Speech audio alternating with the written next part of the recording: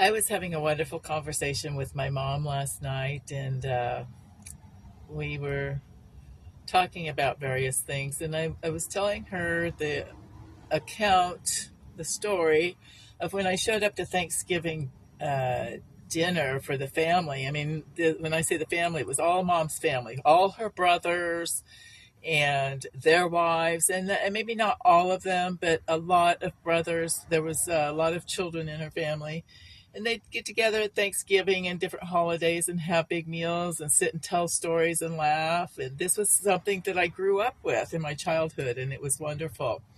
So I showed up as an adult, and I to a Thanksgiving, and I showed up with my boyfriend at the time, and I had been bragging on him how wonderful my family is.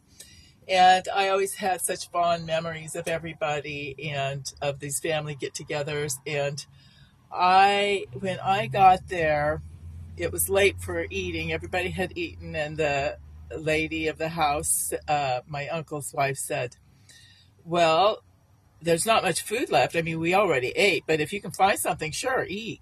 She wasn't very hospitable. She wasn't glad to see me. So I walked into the living room where everyone was seated, visiting. They were all just visiting and laughing. And I walked in there to say hi because I was so excited to see everybody. And what a cold reception I got. The room went silent and everybody just stared at me with daggers, even. And they were clearly not happy to see me.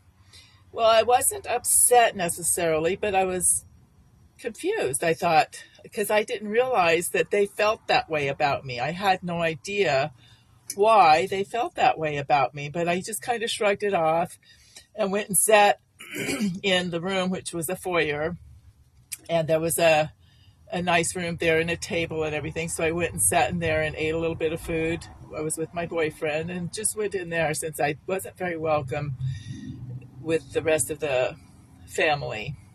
And I didn't say anything, but my mom and dad sat in there with me. They were thrilled to see me. And my nephew Lloyd, who is my son's age, around my son's age, he sat in there and visited with me. He was thrilled to see me.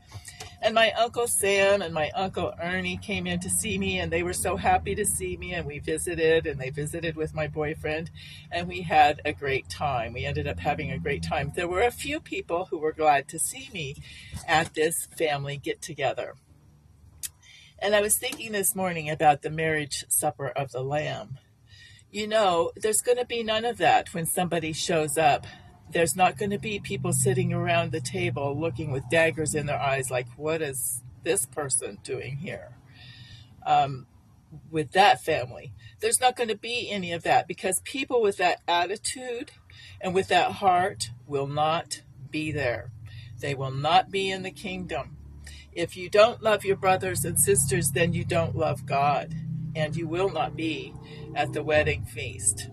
So I've been thinking about that this morning, and I want to encourage everyone to love and to forgive one another and to seek God's heart and God's mind toward the people in our lives, even those that we believe have hurt us or done one thing or another, because no one is perfect.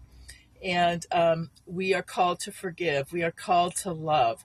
And this is the unity that we have. The only unity that we have really is in Christ Jesus. And even he came to bring a sword. And he said, the way is narrow and few will enter. But I'll tell you, those who won't enter are those who are inhospitable toward their brother and sister in Christ Jesus. There will be none of that around his table, and there will be plenty of food for all.